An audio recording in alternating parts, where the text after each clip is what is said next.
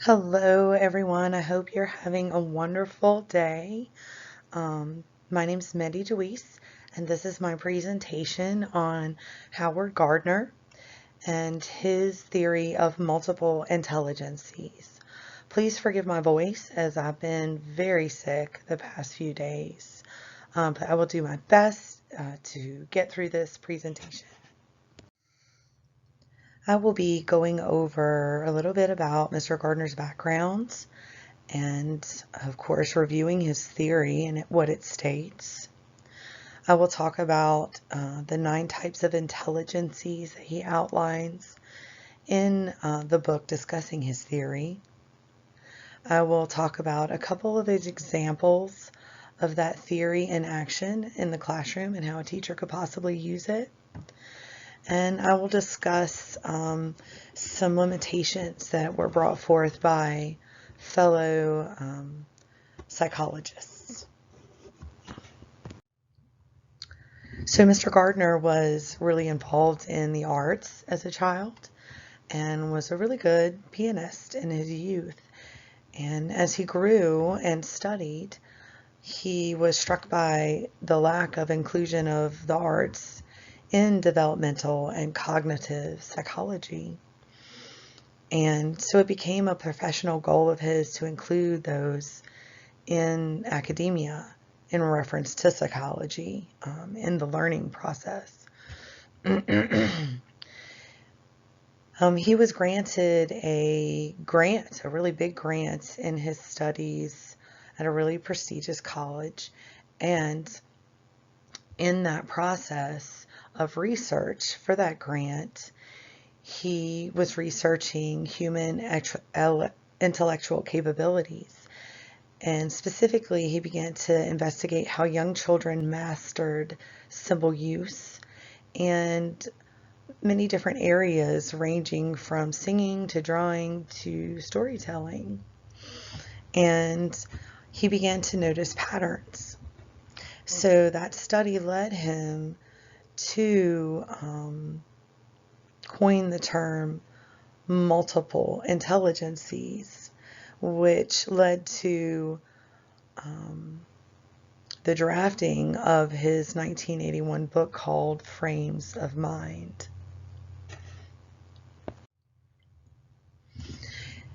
Mr. Gardner's theory states that there is evidence for autonomous human competencies, or frames of mind, as he liked to call them, which span not only intellectual abilities, but a person's skill set as well.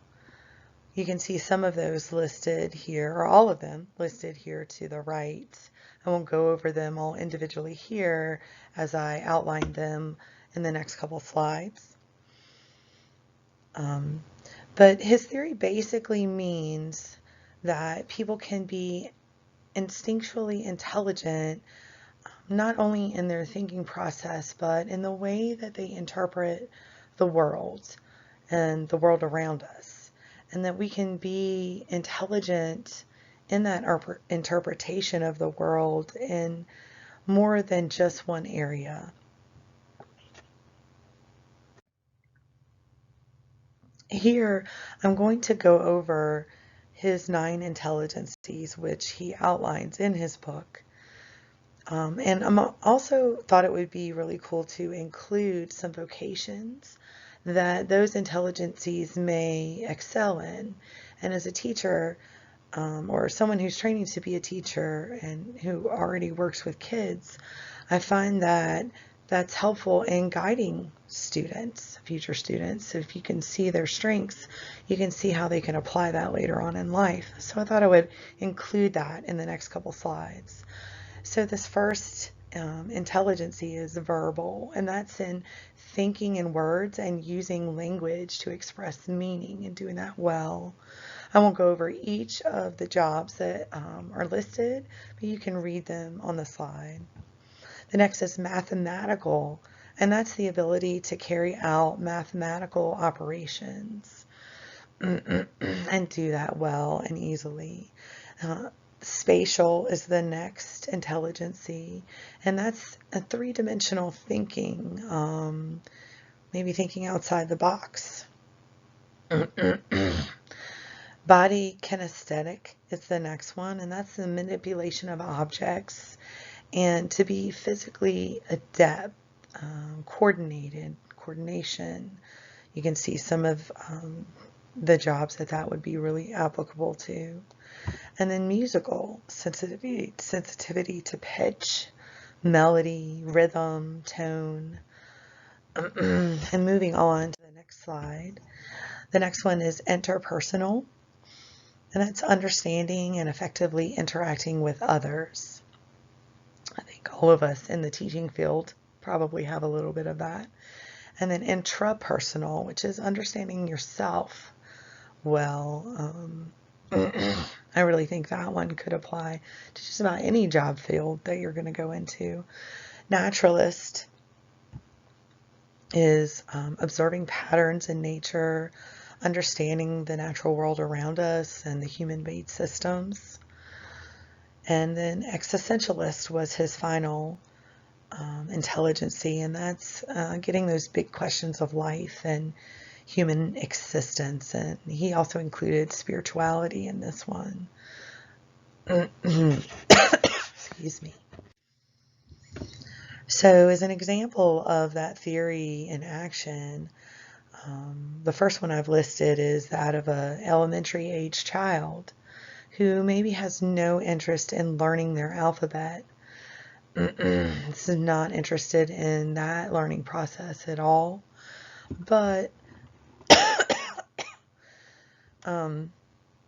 that student on the flip side of that is really can look at, say, the pictures of a dinosaur and can recall what those dinosaurs' names are. He's very, or she is very good at that. So in this instance, you could see how a teacher could possibly take a picture of a dinosaur and associate, find a dinosaur that has the different letters of the alphabet as the first letter of that name. Like I gave a few examples here. A for Allosaurus with a picture of the dinosaur. B for Brachiosaurus, and so on. I actually know them all because I had to do this with my youngest son. And it actually taught him his alphabet. So I know this is applicable to this situation and could work very well in the classroom. You could consider this an example of a student having a verbal and visual intelligence that any teacher could utilize, and you could see how it could be applied to other instances of a child maybe not wanting to or be interested in picking up information or learning information, and a teacher being able to focus in on, okay, what does that student actually like, and how can I apply that regardless of the student's intelligence or how it may lean. Excuse me. So for the next example of this theory in action, I chose to look at different aspects of the multiple intelligences and thought about a student that's possibly particularly observant.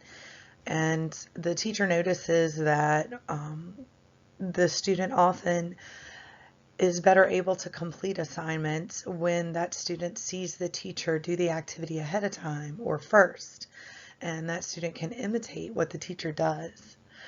So in a classroom application, let's say a science teacher may want to physically show the class how to use the microscope, along with describing the different components of the microscope and their function for the students as they are learning about that together.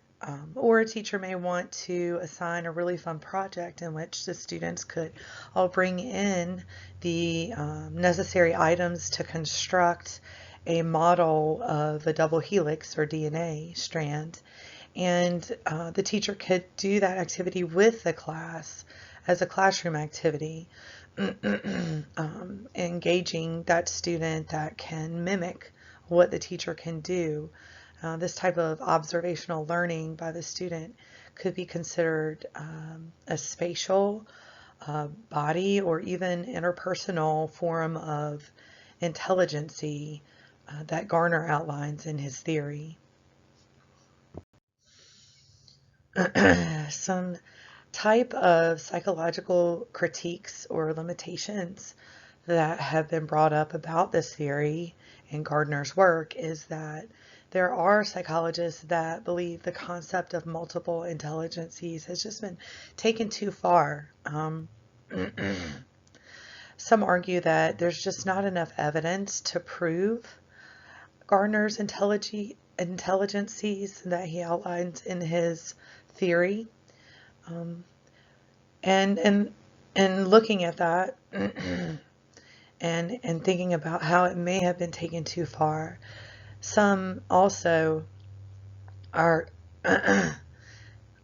trying to understand how, in his theory, they outline intelligences such as a musical intelligency, which is also considered a talent, but why doesn't he also include intelligences such as sportsmanship or chess player, and single those out as well, as they're also talents or specialized skills.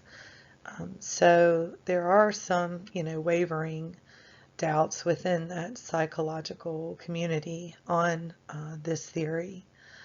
But also, I feel that Gardner has covered those with some of the other intelligences that he's listed. An artistic person could be considered having visual intelligence, or a sportsman could be considered having the body kinesthetic.